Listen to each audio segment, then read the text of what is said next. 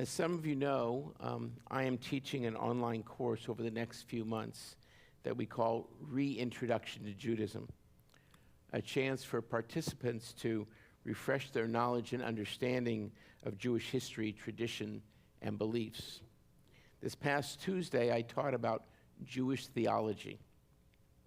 As I was preparing for the class and considering how we as Jews understand God, I remembered something I had saved from a colleague, Rabbi Laura Geller. She once retold an old joke. It does play on stereotypes, but please bear with me. It went like this. What's the difference between different religions regarding disasters that happen in life? Taoism, bad things happen.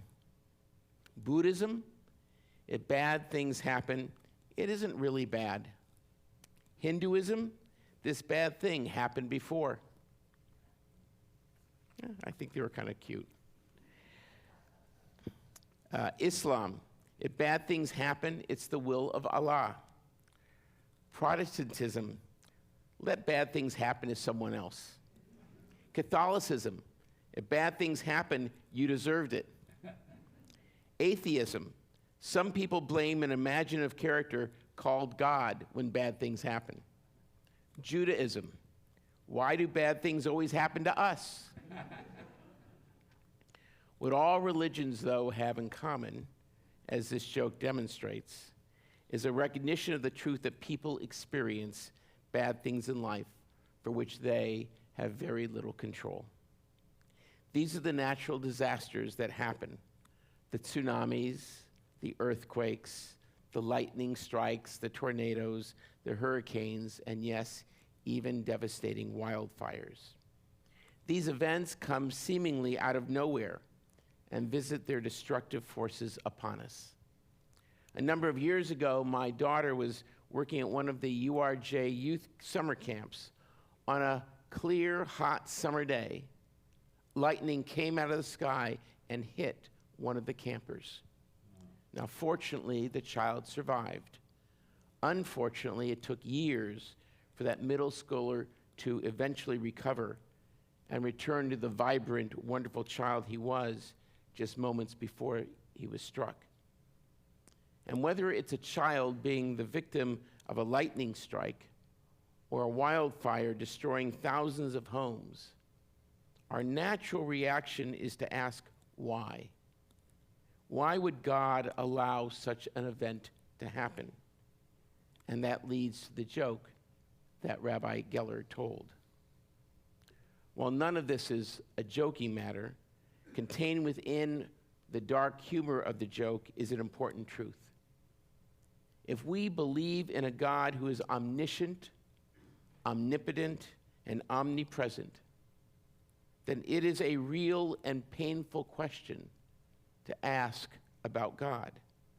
For if God can intervene in human history, well, we sang about one such moment tonight, when God parts the sea to allow the children of Israel to cross over to safety, or when God causes Miriam to have leprosy, or God who brings on a flood, or God who destroys Sodom and Gomorrah, or provides manna for the Israelites as they wandered through the desert. If God can do any of those things, then God could have prevented the wildfires in the LA area that burned 50,000 acres, destroyed 20,000 structures, and killed 85 people. God could have prevented the Sichuan earthquake of 2009 that killed 87,000 people, or the Indian Ocean tsunami of 2004 that killed 230,000, or the Holocaust, or October 7th. But I don't believe in such a God. As Rabbi Harold Kushner writes in his well-known book, When Bad Things Happen to Good People, given the reality of the world in which we witness each and every day, we have a binary choice to make. We can believe in a God who is all-powerful and not all-loving, or a God who is all-loving and therefore not all-powerful. Rabbi Kushner, in his book, says he would rather believe in an all-loving God, the one who holds us, cares for us, cries over and with us, but does not, perhaps cannot intervene in human history, despite what we may read in Torah. Like Rabbi Kushner, I believe in that all-loving God. Interestingly, while the Torah and Talmud clearly describe God as omniscient, omnipotent, and omnipresent, the Talmud at least does not suggest that natural disasters are, quote unquote, acts of God. One of my favorite books is Milton Steinberg's As a Driven Leaf, a novel of historical fiction set in the first century of the Common Era. In one passage, he quotes the Talmudic rabbis of the day who are discussing two biblical commands, both of which carry the reward of living a long life. The first is honoring one's parents, and the other is shooing away a mother bird before taking her eggs. One rabbi tells the story of a father and a son. The boy's father said to him, "Ascend the loft and bring me the eggs in the nest." If the boy ascends, dismisses the mother bird and takes the young, and on his return falls and dies, how can it be explained? Indeed, how do we believe in a God who promises a long life for one who for one who obeys his parents and shows compassion for a mother bird, and yet the child dies on the way down the ladder? One of our great Talmudic sages, Rabbi Eliezer, provides an answer. It was a rickety ladder. It was a rickety ladder, so injury was likely. Where it is possible to have a strong ladder, it wouldn't have happened. Injury is likely when one cannot rely on the ladder. It's not about relying on the miracle.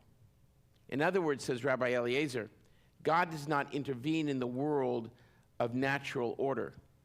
It's just the way that God made the world to exist. Earthquakes happen. Wildfires happen. Tsunamis happen. We can't depend on miracles to save our lives. But as Rabbi Geller wrote on that same topic, we are responsible for the rickety ladders in our lives. The earthquake, the tsunami, the wildfire, that is the world pursuing its natural course.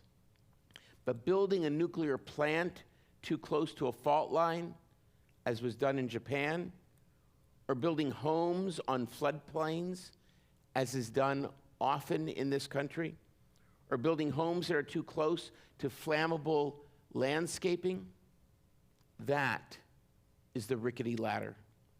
We are responsible for that. The point is just this.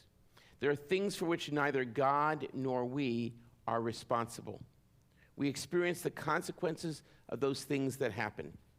The earthquakes, the tsunamis, and yes, the wildfires. We cannot change or prevent those events. What we can change, though, is the rickety ladder. We can change the rickety ladder that we let people climb. We can address building safety issues and building environmental codes. We can work towards reducing global warming. We can develop better warning systems and shelter systems for when natural disasters do occur. These we can control. About 10 days ago, I flew home from Kansas back here to the Bay Area with a stop in between in LAX. My aisle mate was from LA and he was returning home from overseas. He said his home had been completely destroyed. He was devastated, understandably. I was sitting in the window seat, and as we approached the LA area at night, I saw the wildfires burning in the distance. And I found myself asking that classic question, why? Why do these people have to suffer in this way? Why does God allow that to happen? Well, I also knew the answer. I knew the answer that Rabbi Geller's joke shared, the lesson she offered, and I paraphrase her. So is God in the LA wildfires? Not in the way fundamentalists use the term act of God, but perhaps in a different way, captured by this classic tale.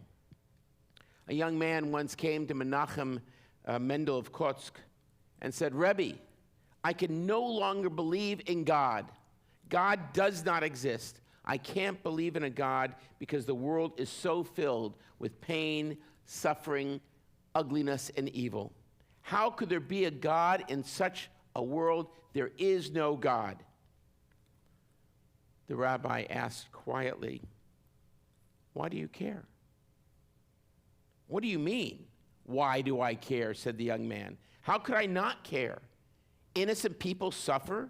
The world is ruled by cruel people. Why does God allow it if there is a God? Again, the rabbi quietly asked, but why do you care? The young man screamed out at the Rebbe, someone has to care. Someone has to see the pain that the world has and has to cry out. If not, all the suffering is meaningless. I care because I want a better world, not only for my children, but for my children's children. The rabbi then responded quietly, if you care that much, then God exists. You see, said the Rebbe, God exists in your caring. Friends, neither we nor God can change some of the horrors that happen in this world. However, we can care. We can care for those affected. We can care for the world to reduce the intensity of these events. When we do care, when we care and act on that caring, that is when God exists in this world. When we care, the world is no longer a narrow bridge. Rather, it is when we and God build our world from love. That is why we raise money to combat hunger and homelessness. That is why we donate to help those devastated by the LA fires. That is why we create and hand out post-abortion care kits. That's why we advocate for good government. That is why we support immigrants who are fearful. That's why we help students in East Palo Alto, and why we are active participants in community organizing. We are building a world from love. We are taking away the rickety ladder and allowing the promise of a long life to come true. In our love, we bring God and God's goodness to reside among us and amongst all humankind. We must build this world with love. Shabbat Shalom. And so,